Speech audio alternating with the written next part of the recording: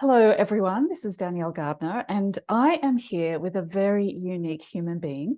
Her name is Joy Thunder. And Joy, I got this from your website, Joy.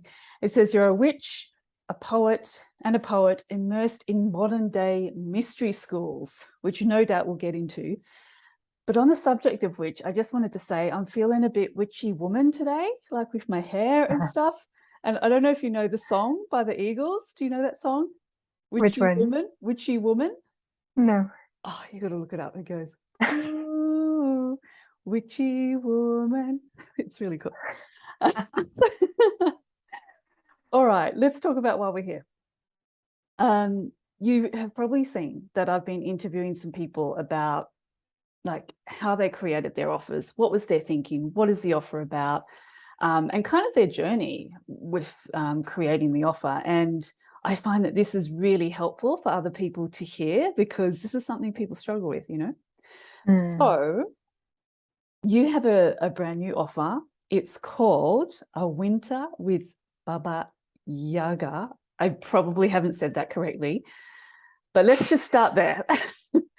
What, for those of us who don't know, which I didn't really know until you came up with this, what is Baba Yaga? And please, let's hear how it's meant to be said.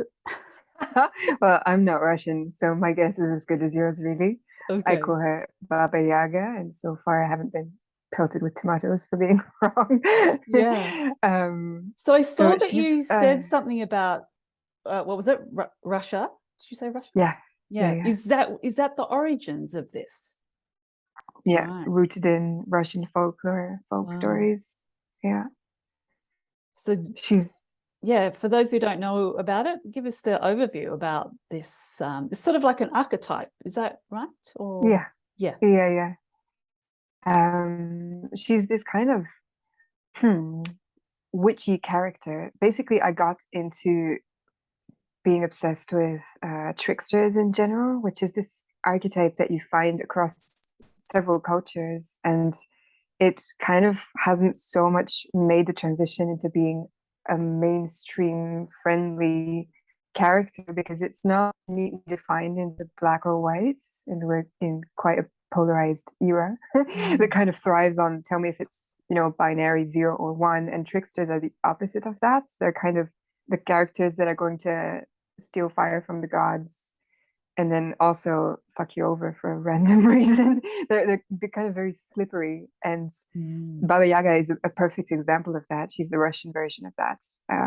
In every culture, some kind of person represents with equal attraction and terror this very free principle of chaos, of you will come across their path and anything can happen. And Mm. mostly very spectacular things will happen over which you have little to no control. And I was fascinated with her in particular because her stories are actually very rooted in happy endings. Right. If you actually look at them, most of them, unlike, I don't know, the Irish and the Gypsies, where it could all go downhill for anyone. But these ones tend to stably finish with happy endings, finish with the evil godmother gets burnt or and her daughter's eaten. So there's this element of maybe when you meet her, she wants to eat you or whatever she does, but the actual end of the story is and they lived happily ever after. And that really drew me because she's not one of these, oh yeah, the wise woman of the well. She looks so nice with her, tidy hair or whatever. She's like much vaster than that because she's a cannibal. She eats and kidnaps children. She gives you magical gifts for no reason at all. It's like life. It's a carnival of unpredictable stuff keeps happening. And there's this sense of sort Yeah. of ugliness, isn't there? Yeah, very ugly. Yeah. She's very big. Yeah. She lives in a tiny house, and when people walk in and find her, she's curved up against the walls because she's so big that she can't lie, really. She's got a Oh, huge nose. She's wow. repulsive. She goes like, I can smell the Russian spirits. Come into my house. Some Yeah. kind of she's got a lot of ogre in this part of her. So that's the thing of like the repulsiveness of Mm. naked fate Yeah. when you face it. Yeah. Yeah. So all of that said, why? Why was it important for you to create a whole offering around this idea of a winter with Baba Yaga? And like, Okay. what were you seeing, like out there in the world that you thought this is needed? Well, I'm kind of one of these people who don't want to do something because it's nice. I want to do something because it's going to rock me to the core and shake my foundations, and so that's kind of the kind of things I go for. And basically, tricksters have been in my life. They're the ones who introduced me into spirituality in a very um, real life, knock knock, guess who's there, spirit talking to you kind of thing, from different cultures. It wasn't Baba Yaga in particular, but I was feeling this yearning to go deeper into how do we interact with that archetype as a group. Like, how do we work with that energy to bring out these precise qualities of, extreme cunning. Like, they find a way for anything. They know everyone.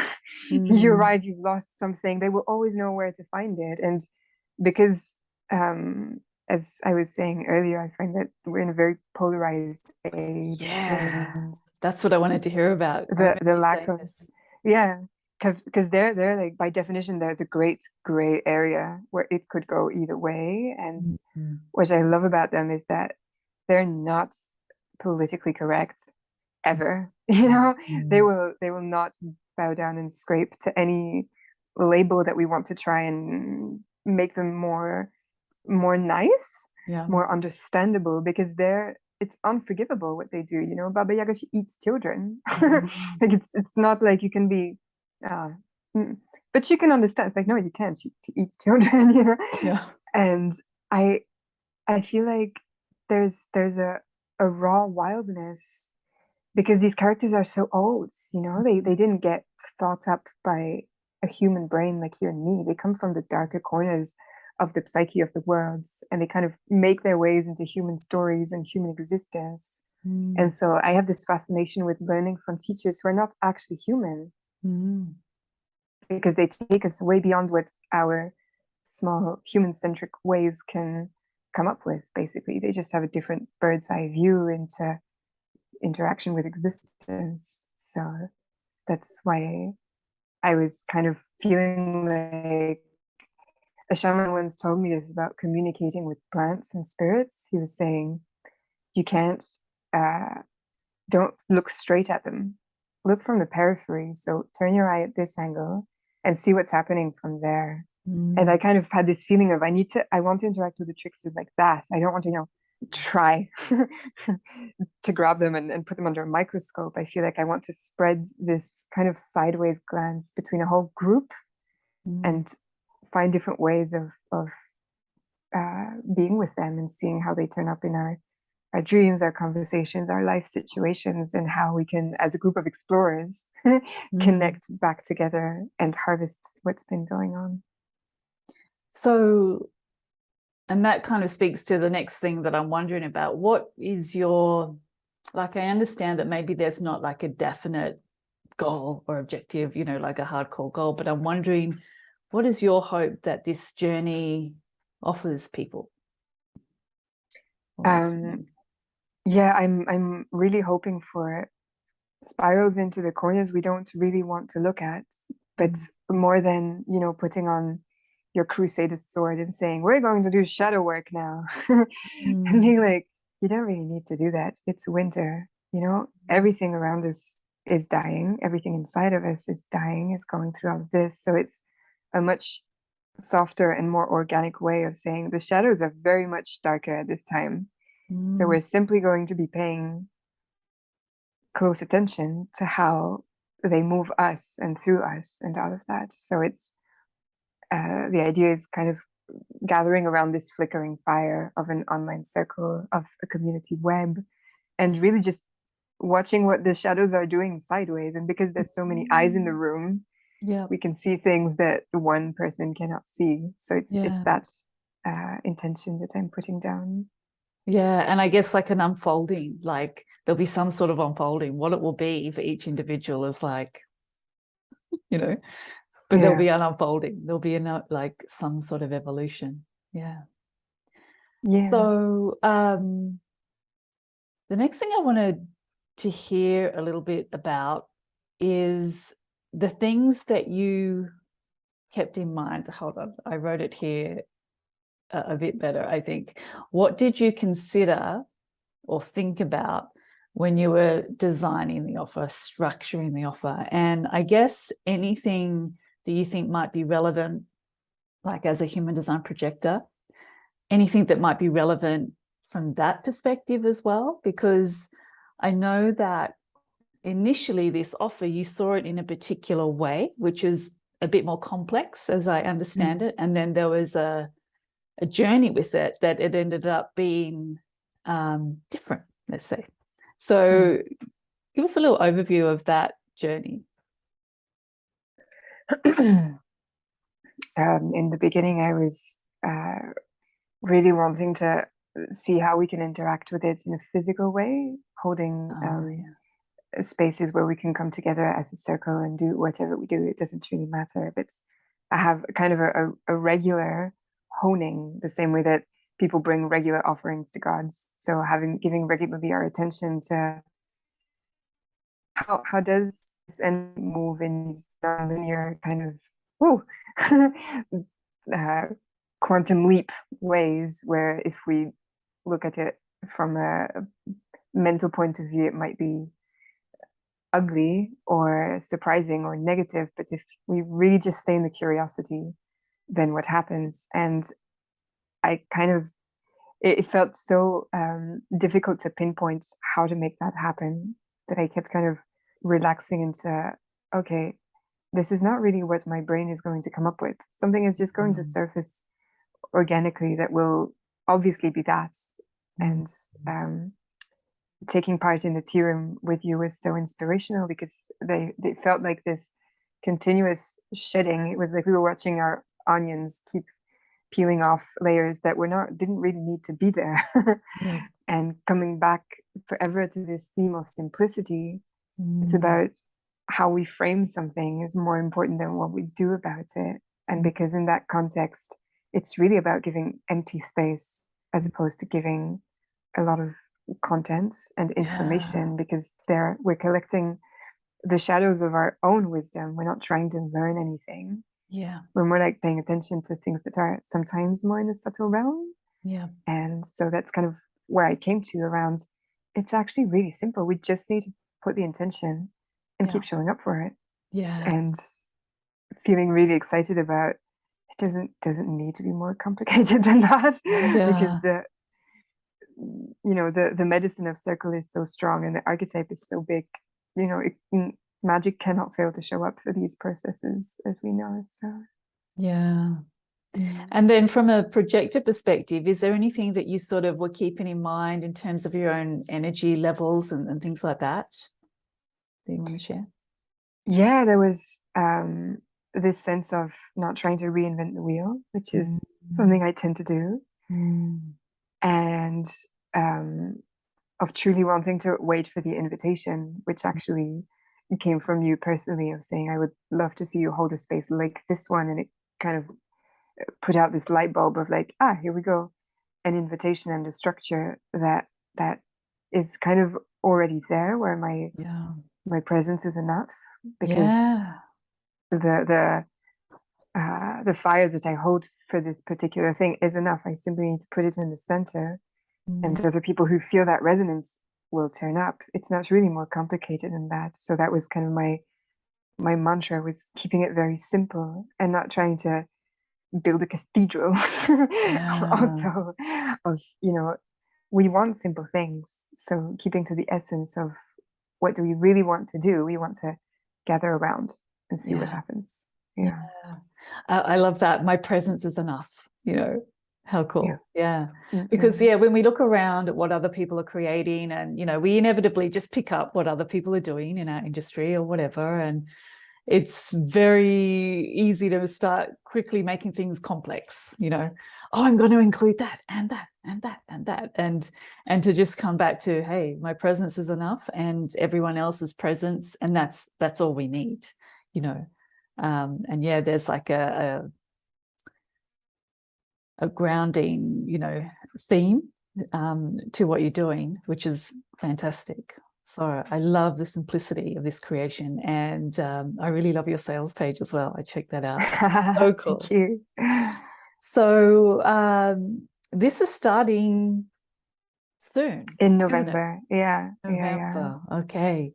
And so how do people, is there an application process, or do they just sign Yeah. up, or There's a little application form just so yeah, we can feel each other. There's this thing about getting excited yeah, through filling out an application form that I totally get. So I just love having a little bit of a feel. Also, just to feel whether the offering is exactly what people are looking for, because sometimes it's not exactly, and then can redirect or something. And yeah. so like they'll fill out the application and then you meet them, is that right? Or is there any video a component to the application? Yeah, there's a there short is. video that I asked them to post. Yeah, it's so much easier to feel people through video, huh? Yeah, Especially for this kind of thing where you're yeah, like, why do you want to come to an empty space? And people will be like, oh, I feel the empty. yeah, If you yeah, don't need to explain so much, it's easier to just feel.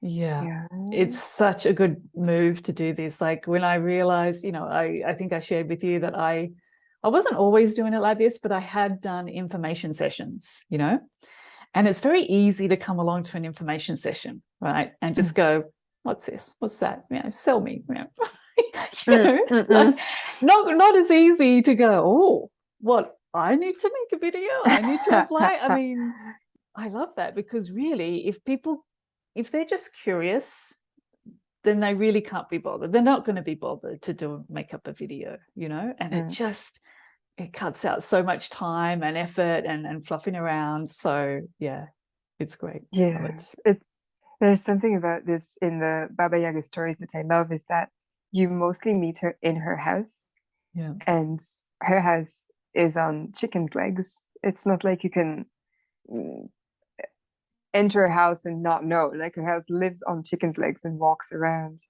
And people go there. People just, oh, Yeah. right.